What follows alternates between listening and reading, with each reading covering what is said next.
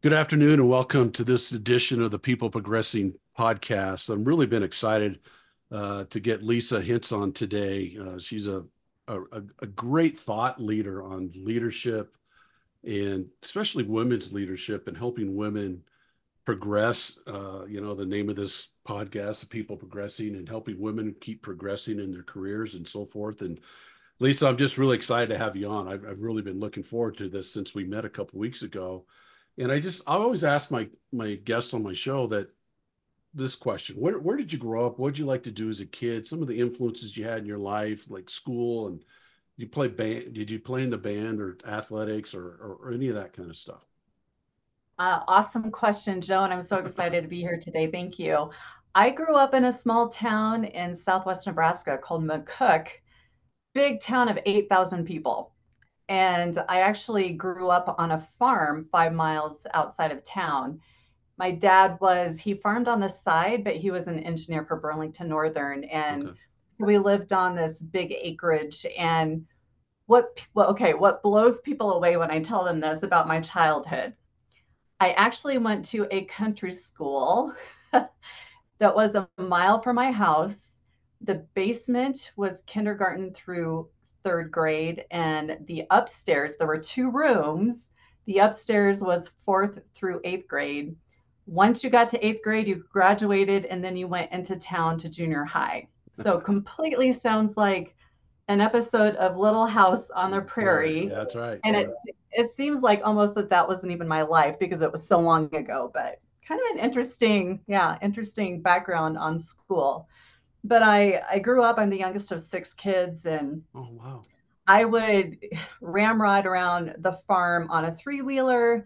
I would be playing Barbie dolls. I would be, oh my gosh, just, everything, which is really fun. And I'm very fortunate that I grew up with amazing parents and a very loving family.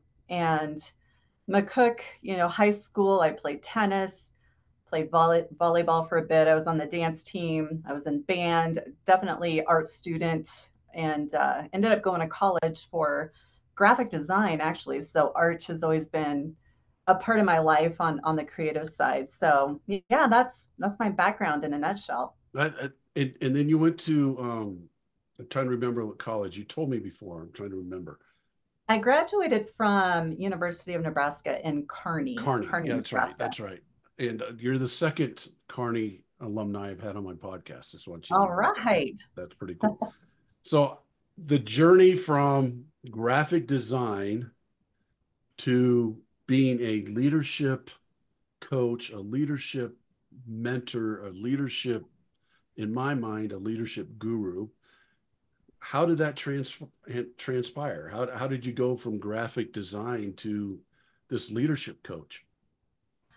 I found that the path a lot of people take, and obviously I took this path too, is when you grow in your career. So, say I start off as a graphic designer, eventually I became a manager and a manager of one or two people, and then a manager of a larger group. And a lot of times as you progress through your career, become further away from that trade that you started out with.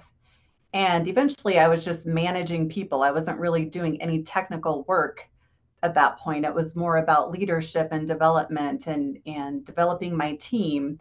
And the teams grew larger over the years from 1 to 2 people to 75 people. And that's where the leadership development certainly came into play, not just for myself, but also developing the people on my team so that they had a career path to work towards and kept them feeling fulfilled and challenged and all of that. And so that's how I worked my way through and ended up in leadership development. So when you had that first chance to lead people, you can remember back to that time when you had that first chance to lead people. Was that kind of a light bulb moment for you where you're like, man, this is awesome. I'm really helping these people and serving these people, and or did it take a little while to get into that? Actually, Joe, it was terrible. Okay. And I'm completely honest because when I became a manager, I wasn't given any management training or leadership training.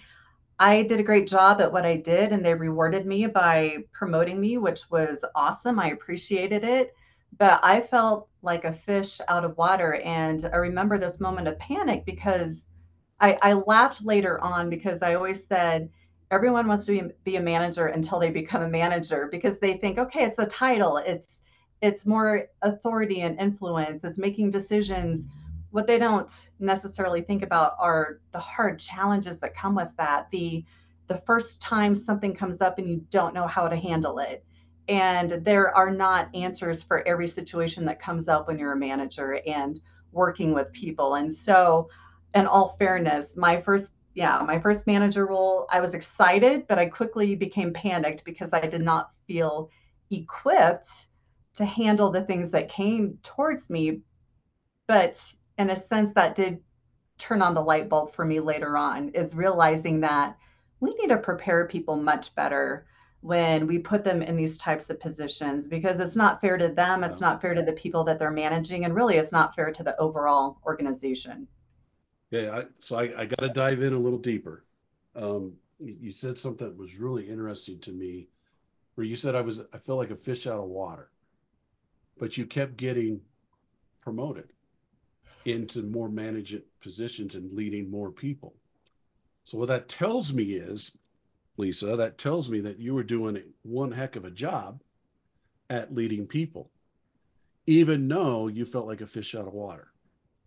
So what was that inside of you that kept you going and kept you excelling in this leadership journey? I would say for me, it was really internal drive. I've always had that.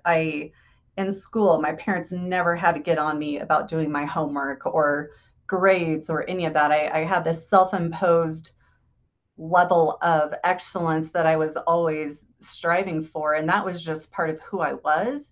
So even though I felt like a fish out of water, I would quickly, be open to learning, have that growth mindset, and really soak in anything I could learn and talk with people and pick their brains and ask for advice. And that's part of it. When you're thrown into it, you just figure it out because you Right. have to. It's either that or you fail miserably. And yeah, we all have failures and we grow and we learn through that. And I'm so appreciative of those failures that I've had, but I don't want to fail too bad. Right. That like there's a level. And so you just do what you have to do in order to learn and to grow and to become better. What a great story. I mean, right there. I mean, that's gold right there for so many people. How many people could actually sit here and tell us today, you and I sitting here, let's say we had a room full of people. How many times, if we asked people and said, how many times did you feel like a fish out of water? Do you think everyone in the room would probably raise their hand? I But would think so. you just told them how to get through it.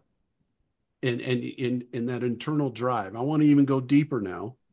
How much did it mean to you during that process of growing in your leadership journey? How much did it really mean to you that you were having a positive effect on somebody else's life? I I don't know if in my younger years, I don't know if I recognized that enough, Joe, to be honest. I was trying to do what I thought I was supposed to be doing and keep groups afloat and try to keep employees happy and busy and challenged. And I really don't know if that realization came to me until later in my career. And I think that's a great point that you bring up is for the earlier, those who are early in their careers and become managers to really think it's not about you anymore. It's about the people that you are serving. It's that servant leadership and the influence and impact that you can have on someone's career and the trajectory that they take for the rest of their lives. That's pretty powerful when you think about Yeah, it. it's And maybe I awesome. didn't let myself think about it because it's kind of scary when you Yeah, think about it. but even when you said that, it's a little scary when you think about it. You didn't let that beat you. You didn't let that fear beat you, and you kept going and going and going. This is just a great story for people to hear, and you get me more excited. I love talking leadership, by the way. I want to get into you. You had this career, and you decided to leave kind of the corporate world and venture off into your own and now go out and help thousands and thousands of people on their leadership journey by giving them more confidence and all that. But it had to be a leap of faith, Lisa, to say, I have this job. I've been doing well in it. I keep moving up in it. It's pretty um, safe. And you said, I'm going to go do it. What made you do that? It was a decision I did not take lightly. And you're right. I was in a great company, a great position, had everything on paper that looked amazing. And there was something missing for me. And I know a lot of people struggle with finding their purpose and feeling like they are fulfilling their purpose, whatever that is. And at the end of the day, even though I was doing some cool things, I just felt like I could help more people going off on my own. And when you're in a corporate environment, there are limitations, of course. And sometimes those limitations don't make sense. Even though I had a lot of people asking me for leadership help, I was not able to give it to them because of the limitations placed upon me and my role. And it was painful because I so wanted to help these people. I understood what they were going through, like a department growing so fast and they're having to promote all these people into manager positions without that training, like what happened to me when I was in their shoes. And so that empathy was so strong for me, it killed me to not be able to just help them with what they were asking for. I felt like I could make more of an impact going off on my own and being able to help those people who were asking for it. Oh gosh, just love it. And I've said this probably 95% of my podcasts that I've done, but the reason I do what I do now is because I read a stat that 70% of Americans are disengaged at work. And 85% of those 70 say it's because of the leadership they work for. And you hit a sweet spot with me. It's purpose. I think it's not as hard to tell us what your purpose is. It's harder the challenge is more of living in that purpose on a daily basis. And I think that's a leader's job, is to help people live in their purpose every day.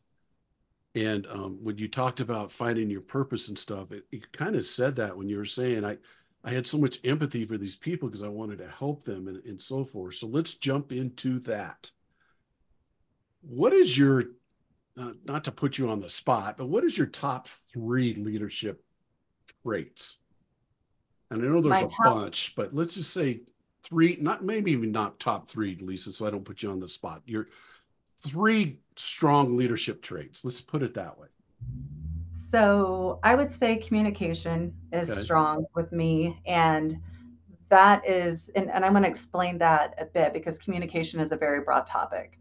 But as an example, I really think it's important when you are a leader and you are assigning a group projects to work on, giving them things to work on, to explain the why behind it, not just, hey, I needed to do this and I need it by tomorrow at noon, Mm-hmm. right?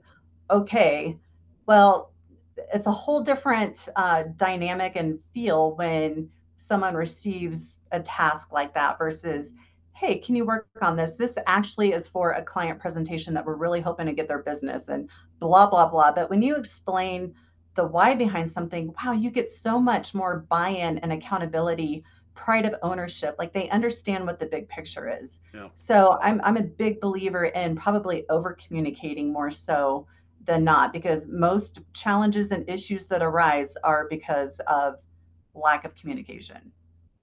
So that would be one. I Can would I say, ask a quick question on that? yeah, Sorry yeah, to interrupt. I'm so sorry to interrupt you. Communication. How important is listening in communication? paramount. Paramount. I would say listening is probably the most important. I'm it's funny, I was working on a workshop presentation right before this podcast, working on active listening. And so you are hitting me to my core there, Joe, by asking me that. Listening is everything. And if you don't listen to what someone's saying, how can you truly understand what their challenges are, what they're coming to you for? How can you come up with a solution when they're talking and you're just busy formulating your answer in your mind and not listening to what they're saying and missed half of what they're Right. saying. Imagine the issues and the rework and the extra time that then goes into that. It's crazy how much extra work we create for ourselves by simply not listening. And I think it's a huge challenge for leaders because a lot of leaders, and I call coaches as leaders, a lot of leaders want to fix, right? They want to coach, they want to get you through it. So as you're telling me your issue, I'm already formulating a plan to fix it. Instead of listening all the way through and asking good questions, I'm already trying to jump in and fix. And realistically, a lot of people don't want you to fix, they want you to listen and then ask good questions and so forth. So I came up with a little term, a little statement, and I tell people you need to learn to listen so you can listen to learn and learn what people are trying to tell you and understand and be present with them. Look them in the eye, use the two holes on the side of your head instead of the one in the front, and just really get into that piece of it because and let people intrigue you. I think we miss out on so much from people because we're trying to fix, we're trying to solve, we're trying to do all that for people. So I love how you describe the listening part. And I know you're going to kill that workshop, by the way. All right, number two, leadership thing. Leadership. You had Oh, communication is one. empathetic leadership is a Oh God, I huge, love it. huge topic You're so with awesome. me and cannot be overstated. How better to connect with your team, with people, than to understand them as human beings, not just as worker bees, but to put yourself in their shoes. When as you grow in your career and get further away from those early to mid career positions that you had, you forget what it's like to be in their shoes. Yeah. And that's how you lose connection with your team. That's when, people who say it was leadership, that's why I left. But don't forget what it was like when you were early in your career or stuck in that mid-career position when you were dying for that promotion for 5 years, or the client interactions that you and challenges that came with that you had to face. So empathetic leadership is paramount to keep great people and to establish a strong rapport with others. Oh, I love it. You nailed two of mine. Empathy. Let's talk a little bit about it. I say this a lot. Empathy to me is the strongest word in the English language. If we had more empathy in our world, where would we? Where would we be? And I look at it like this. People talk about sympathy and empathy. My general thing is sympathy is makes you feel. Empathy makes you act. Mhm. So I always give the story. I drove into King Soopers, a grocery store, and there was a man and his wife and two kids standing there with us, and the man's holding a sign saying, I think it said something like, "Lost my job, need to feed my family," and his family's sitting there. Sympathy would have me drive in, say, "Oh man, that's hard. I can't believe that guy's going through that." Park my car, go get my groceries, come back, put my groceries in the car, and drive out the other way so I don't have to pass them again. I felt sorry for him. I had sympathy for him. Empathy, I drive in, I'm like, man, what if that was me sitting there? And that I was in that position where I'm holding that sign and my family's there and I'm trying to feed them. And so then I go in and I park my car and I go and get groceries. I buy an extra 2 loaves of bread, a jar of peanut butter and jelly. I come back out, I drive back out that same way and I hand them that peanut butter and jelly and the 2 loaves of bread. For me, empathy makes you act on things because you can feel or you can put yourself in someone else's shoes. Sympathy just makes you feel it. That's kind of how I describe the two. And if we had more empathy, like you're saying, if you could put yourself in the shoes of the people you're leading and realize that they're coming up just like you did and they're having the same issues that you did, how much stronger of a leader are you going to be when you lead from empathy? Man, what a great way to put it. Lisa, you're amazing. Let's go to the third one now. You have communication and empathy. What's your third one? So you touched on this earlier, and I really am a stronger believer or strong believer in this, and that is to definitely try to match tasks up to people's strengths, because I've had this happen to me where maybe someone left the company and now that position's empty, and hey, Lisa does a good job over here, so let's put her over here, even though I have no interest in that. I have no passion for that. Right. And I've seen that done so many times. And granted, we can't always just cherry pick what we want to do at work. There are those things that come with our responsibilities that maybe aren't our favorite things, but they need to be done. They're critical to the business. However, I have seen people kind of forced into positions just because there was a need to put a person in there, and this person excels over here, and pretty soon they're in a role that they don't enjoy. They dread going to work every day, and the risk of losing them is so much greater. And I've had those things happen to me. I've seen it happen to people. And so I think I'm extra sensitive around that to try to match roles up with people's strengths and where they really thrive, versus forcing maybe their weaknesses to Right. come to the forefront, and to force them to try to use their weaknesses when that's not an efficient way to do business. And my perspective, from my perspective. No, and I love that because as a coach, as an athletic coach, that I always use the analogy of if I have a really good pitcher, I'm not going to put him behind the plate and be the catcher Yeah. because that's not where he wants to be. That's not where he excels at. That's not where he's very good at. That's not where he's going to help the team the most. That's not all those different things, but you see that happen all the time. I'm going to ask you this question on that. How do you really know what the strength of your people are? There are different assessments out there, and I think it's good to identify competencies. We would map out competencies for different roles, and you give a person a chance and just see how they perform in it and develop. And if they apply to be a writer, for example, well, they applied for the writing position, they're going to write, and let's see how they do. And I'm a big believer in also allowing rotations to happen. Let's say you've been a writer for a year, but you're interested in knowing, well, what would it be like to be a proposal manager or proposal specialist? Well, let's put you in there for 6 months and try it out and see how it feels.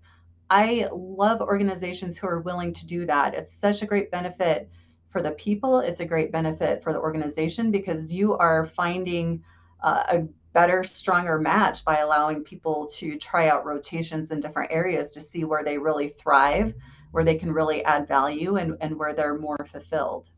Love it. Have you ever, in the work that you've done, have you ever just physically asked people what they think their strengths are? Oh yeah, absolutely. Absolutely. Because if they're going to know really more than anybody. And if you don't ask them, I'm certainly not going to know unless I'm working with them all the time. And let's go to leadership. If you're a leader of a team, you're not working with your individual people day to day, more than likely. So you are going to depend on feedback from them, feedback from the people that they're working with, feedback from their managers. And that's why it's really important to get those to get and ask for feedback. And I would literally do that and reach out to teams that individuals would be working with for, on a project, to get feedback, because we all need it. And I know it's hard. Some people don't want to hear what the feedback is because they might be afraid of what might come out of that. And maybe it creates extra work for them because they find out they have certain things that they really need to work on. But how do we become better unless we seek that type of feedback and actually ask? But I do ask people, what are your strengths and where do you feel that you really thrive? And how can we, get you to a place where maybe you are doing more of that, or even mentoring others on that as well. Right, And right. that's another piece of it too, is from a mentorship standpoint. Yeah, I love mentorship. That's awesome. Okay, big topic. And I hear this word so much, and I know that it's one of your hot topics that you help people with, imposter syndrome.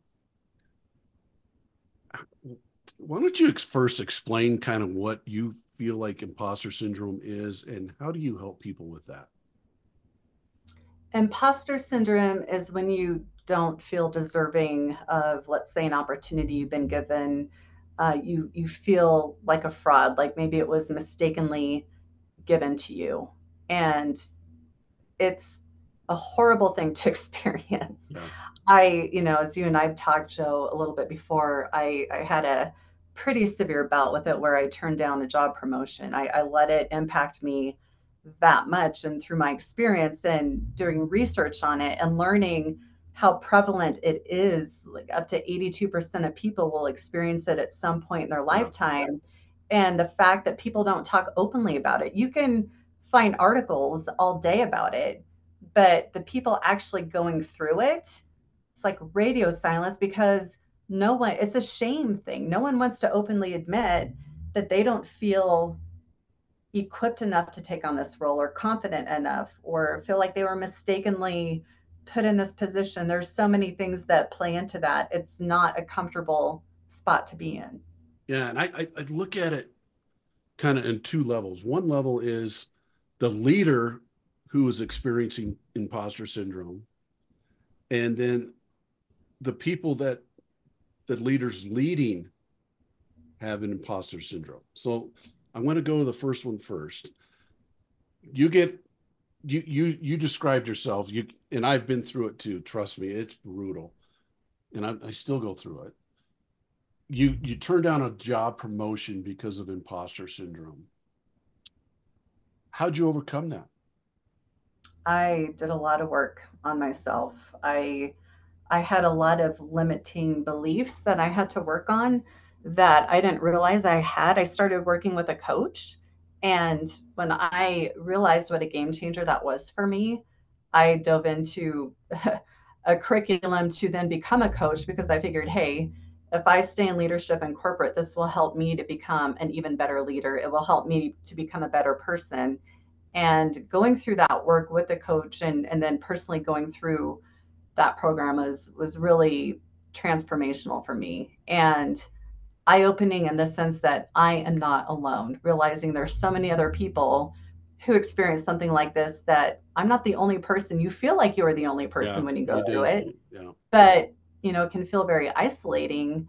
But when you realize that, oh my gosh, these limiting beliefs that I've been carrying with me for probably my entire life, enough, like you have to learn to manage that. And I was basically doing the job anyway. That's what was so ridiculous of turning it down, is I'm basically doing the job. So why am I turning this opportunity down? I just didn't feel I was ready. I didn't have as much experience within that part of the business that a lot of the people that I would be leading did.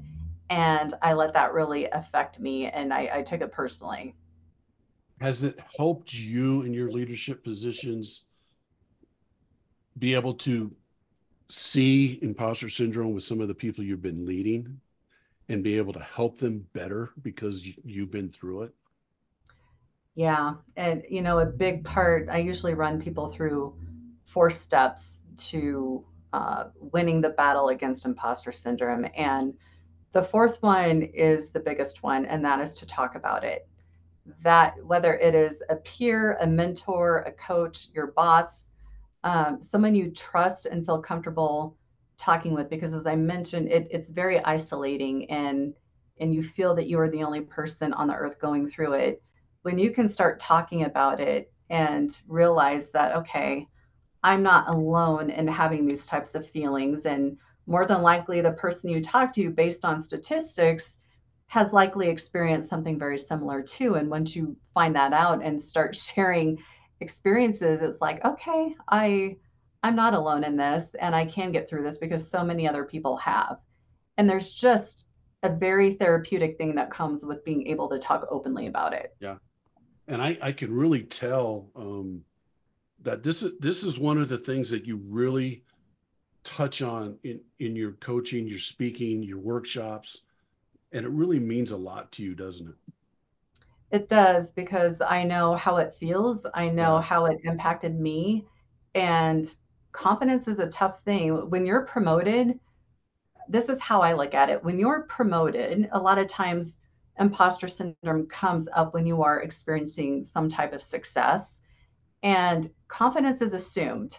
They don't teach confidence in organizations in their leadership development Oh, this programs is typically. this I've is never awesome. seen it. Yeah. And to me, confidence is the foundation upon which you build all of the other leadership skills, because if you're confident, that makes delegation easier. That makes having those tough conversations easier. That makes so many other things easier when you have confidence to back that up. So to me, so many programs are missing that crucial foundational element. Man, that's awesome. I had Jeff Salzenstein on my podcast a couple podcasts ago, and he said something was really interesting. He said we have like 60,000 thoughts a day, and like 85 to 92% of them are negative. So when we're talking about the imposter syndrome, just think about those thoughts. And then he said something like 92% of them are recurring day in and day out.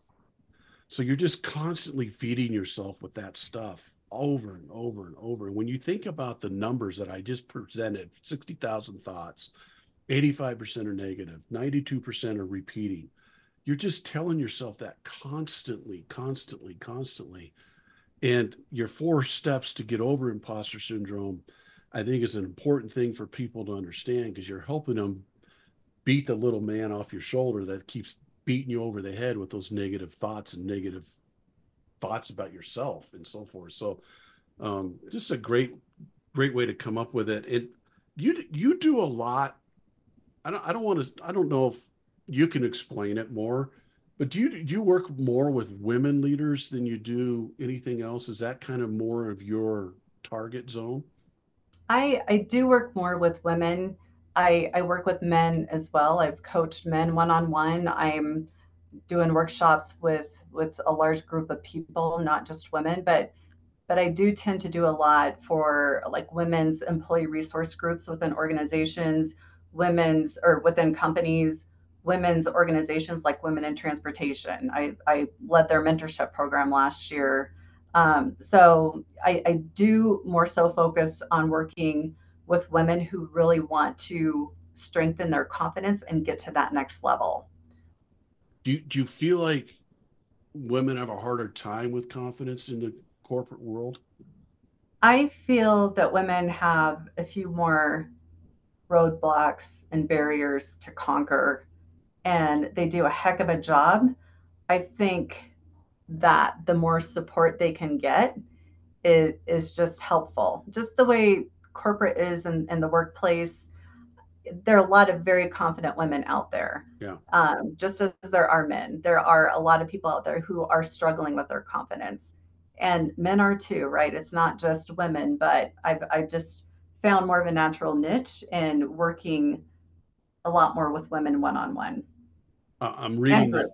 I'm rereading this book. I've read it about 3 times already, but I'm rereading this book called The $1 Trillion Coach. And they have a story in that book where a woman, I think she was a CEO, and she had her leadership team come in, and half were like women and half were men. And they came into a meeting, and they had a table, a conference table with chairs around it. And then they had chairs that were around the room on the outside of the conference table.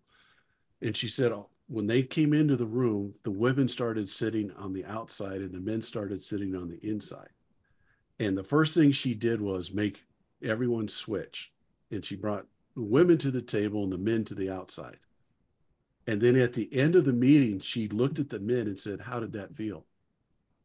And I thought, man, what a great story. I was like, that is awesome. That's a good way to for men to understand what sometimes how we portray or how we try to do things. It's like we're all equal. We're all in this, and we can all be a part of this team. We don't need to, I don't know. I don't want to get too far into that, but um, There is psychology. It's funny you say that though, Joe, because I cover that in my women's master class, and I show a picture of a conference table and the chairs, and I ask, where would you sit if you went into this room?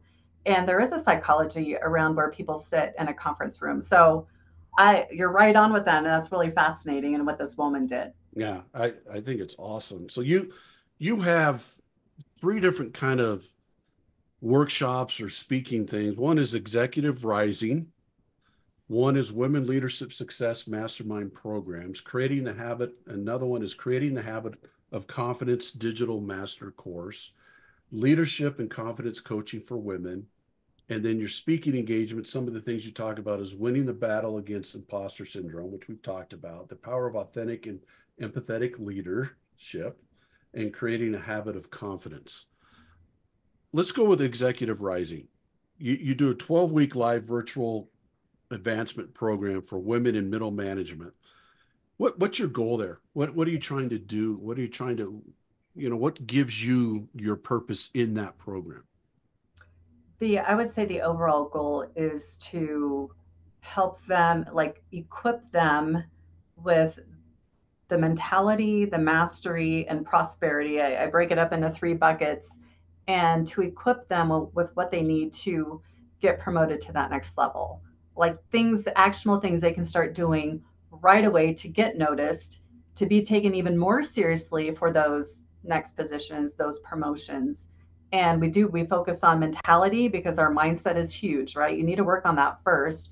Then we get into mastering those executive level skill sets that are critical to be successful in those higher positions. And then prosperity is about long-term success, touching on habits. You brought up how we start thinking about things over and over again. Habits are a huge thing with me, and we are full of not great habits. They're really destructive and not constructive, and we can change our habits with intention and focus.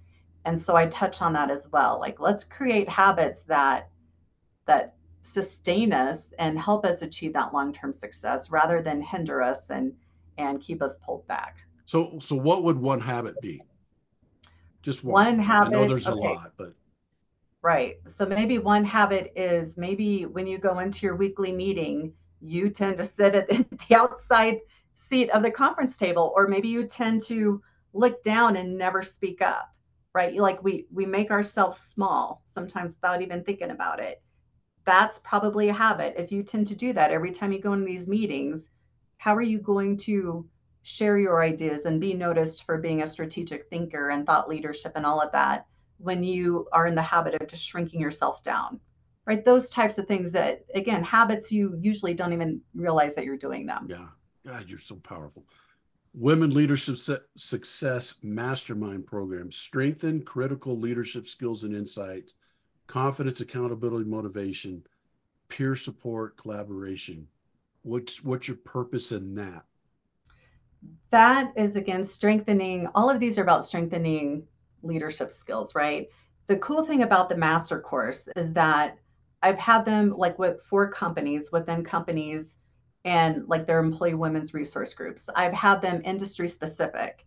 And Okay. the coolest thing is we touch on a lot of great topics. We have open floor discussions, like group coaching sessions where people can bring a current challenge they have, throw it on the table. Everyone can chime in based on their experience. And it's such a cool thing to do. But it's also the networking and meeting amazing other women. And that part, it's like you're part of a community. So That's that huge. is icing on the cake, but it Yeah, ended up being a really huge benefit to doing a huge. program like that. Very. Okay, creating the habit of confidence digital master course. Crush the self-doubt that has been holding you back. How do you do that? I had to That ask that is question. so I created this program because of my passion around how the bad habits drag us down. And darn it, I'm tired of having bad habits that I know are not pushing me in the direction that I know I need to go. So I've been influenced and inspired by some of the gurus out there, I guess, if you will, on habits and our minds and our thoughts and all of that. And I thought, okay, push, let's create this around creating confidence. So it's becoming aware. A lot of introspection that you have to do by going through this is a self-paced online program, and it really forces you to think through things, write them out. And the great thing is about that is that these are things we usually don't think about. Like we don't even think about them. So it really goes into some deep thought and some deep work.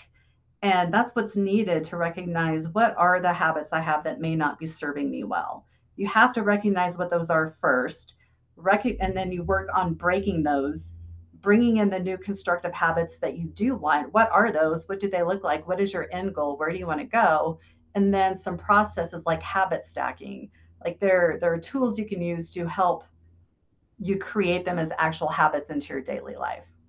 And that's I look at I look at what you're doing with that is you're getting into the subconscious mind a little bit, because you said it. You said habits that you don't even think about, Yes. and they've been ingrained in you for so long. And and the first step, I always agree with that. 100% with what you said is the first step is awareness, right? The first step is aware that I'm doing this. The first step is I'm aware. And I look at what you're doing with these programs as heading off imposter syndrome at the pass. You're heading it off before it happens. You're providing an environment for women or people. I'm not going to just say women, because I would love to take these classes myself, to be honest with you. You're providing something for them to head off imposter syndrome before it happens. How powerful is that, Lisa? I mean, I don't know if you've ever thought of it that way. That's how I look at this. I'm like, what you're doing here is you're making sure that because of what you went through with your imposter syndrome, and because you lead with empathy, you've created classes that are heading off that so other people don't have to go through it. And they probably still might. I mean, you gave a pretty high percentage of people who have imposter syndrome, but even if they do go through imposter syndrome later on, they get that promotion, they don't want to take it because they don't think they deserve it or believe and they can do it and all that. You've already given them tools to fight through it already. I just think what you're doing is phenomenal. What's the joy you get out of doing this?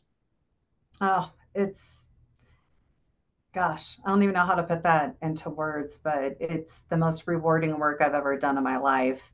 And again, it's not about me, and that's what's cool about it is when you recognize it has nothing to do with me, but everything to do with seeing a person, just seeing the light bulb come on, getting them to think about something in a way that they never even considered before, having that aha moment, challenging them. Like my coaching clients, I will point out some things and I will play hardball sometimes because that's what they need. That's part of my job. If I'm just easy and laid back, I'm not serving them in a way that benefits them. And so when you have those moments and you see them have a realization that I've never thought about it that way before, it's just amazing how working with someone can help open up so much that is so blocked for us. We are our own worst enemies so often Yeah. that we just need a little help sometimes.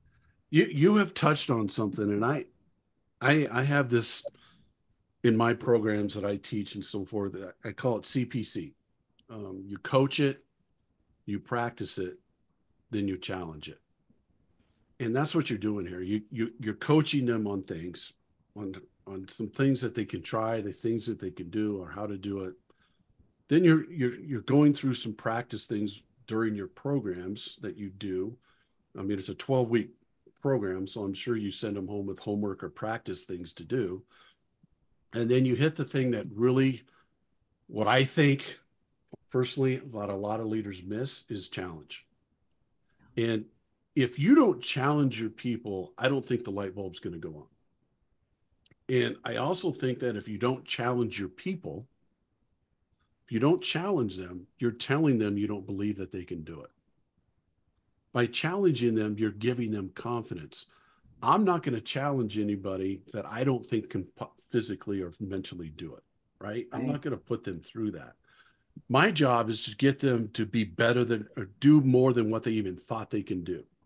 Yeah. I want to have confidence in my people that I know that they can get this done. So I'm going to challenge them. Now, if they start to struggle with it, that's when I come back in and I put the C back in. I start coaching them, right? But I CPC it.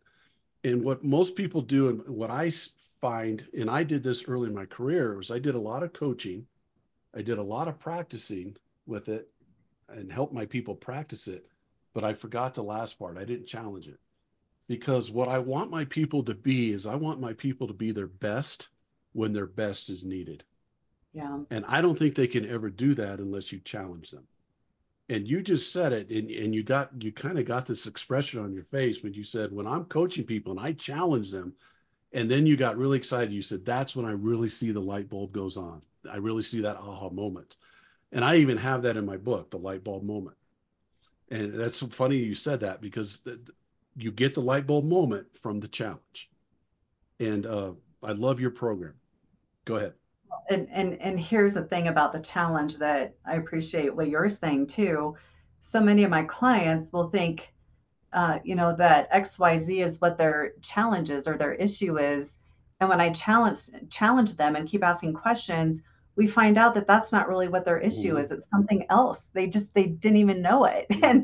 And it's just, yeah, it's amazing what can come out of that. Yeah. It's a deeper issue a lot of times. And that's what a good coach does, is ask good questions, right? Because you can recognize that, hey, I think there might be something different. I got to ask this question to see if I can get deeper in there. And man, I would love to watch you do it, because I bet you're just amazing at it. Um, so I mentioned I wrote a book. It's called The Three Ps: Find Your Purpose, Perspective, and Passion. And I wrote it off of that 70% of Americans are disengaged at work, because it just bothers me that 7 out of 10 people driving down the highway every day are mad that they're going to work. And if they're mad going to work, how do they feel coming home from work? And what does that do to their family and their communities, and so forth? So I ask every guest I have on my show those three questions, or those three topics, of what your purpose is, passion, and so forth. So, first question is, what's your purpose in life? I think this is such a deep question, and I've struggled with that question a lot through my life and career. I feel like I'm living my purpose now by really helping others step into their full selves and to just see beyond the roadblocks that they put up for themselves, and to have, if I can spark a little bit of belief in someone's self-belief, to me that is an amazing day. Like You're, I That's my purpose. you're amazing. And I'm going to go back to very first, when you got your first leadership position and you didn't know if you should do it or if it was challenging. And that purpose that you just said got you through that. That's what made you keep learning and growing, because Yeah. you were living in your purpose at that point. You might not have realized it, because I remember you said, I have it written down, fish out of water. And but your purpose was so strong, of helping people and serving people. That's what made you keep growing and learning, and making you want to keep growing and learning, and all that. Passion. What's your passion? What do you love to do? I'm a learner. I'm, to me it's always learning something. It's reading books and articles and quotes, and I just like can't absorb enough. I No. nerd out. I'll share.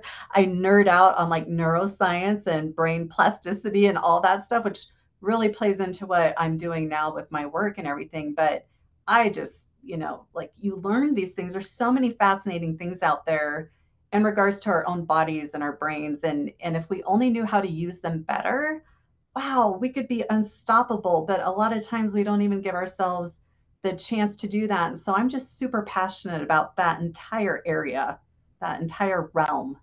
Yeah, and your I always say that your purpose and passion kind of equal each other. They support each other. They help each other. You just kind of said that. And in my world, what holds it together, because we have a lot of things come at us in this world that try to take us out of our purpose and passion. There's a lot of different things. You just watch the news, and it might take you out of your purpose and passion. You might, but there's just a lot of things. You and I were talking before, and you said I didn't have a lot of um, speaking stuff before, and all of a sudden some of this stuff has all come at once, and and when had that lull a little bit, you're probably like, oh man, am I doing the right thing, and blah blah blah. Those are kind of what I call arrows, and they're trying to pop your purpose.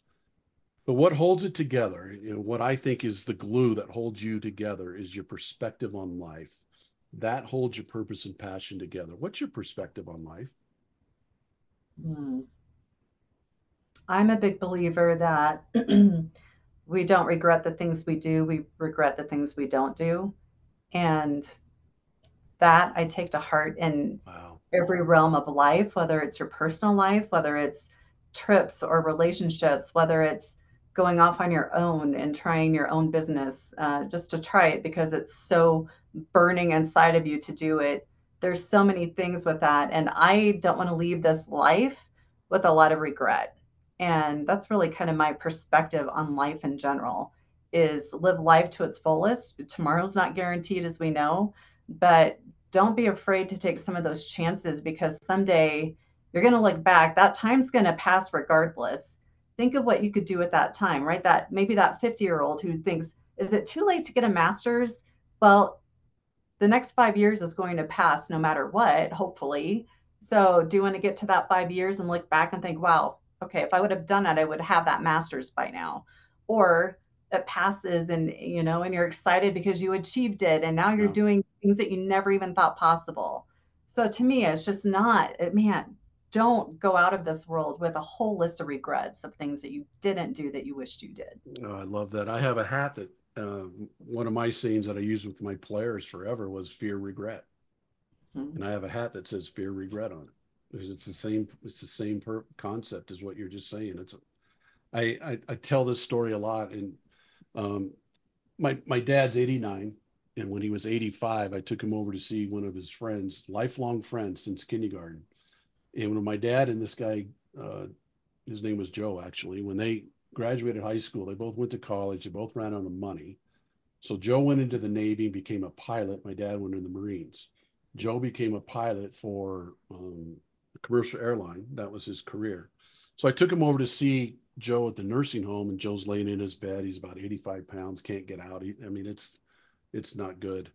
And he looks over at my dad and he said, "I just wish I could fly again."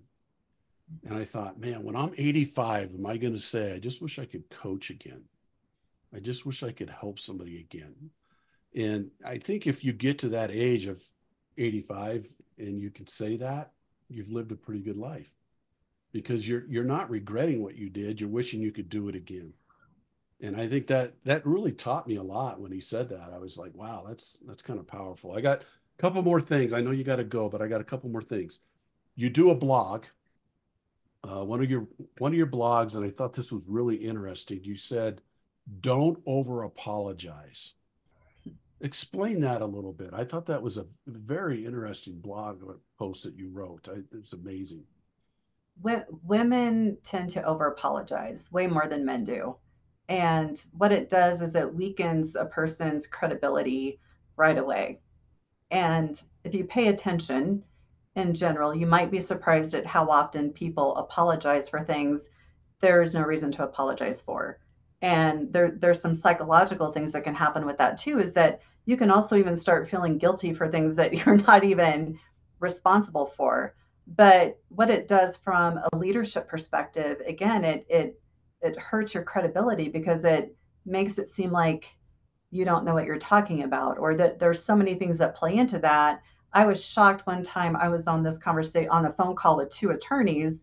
We were working on a project with them. There was a male attorney and a woman attorney. And, here she is an attorney. I'm like, wow, I'm talking to two very intelligent people. She spoke and she said, "I'm sorry, this might sound stupid," but she started off her sentence saying that. And it really hit me. And I was kind of blown away because what she said was not stupid at all. It was very relevant to the conversation. But I always remember that because she, very degreed, accomplished person, but still opening sentences with apologizing for no reason. And again, women tend to do that way more often than men do. And you said to replace that with what?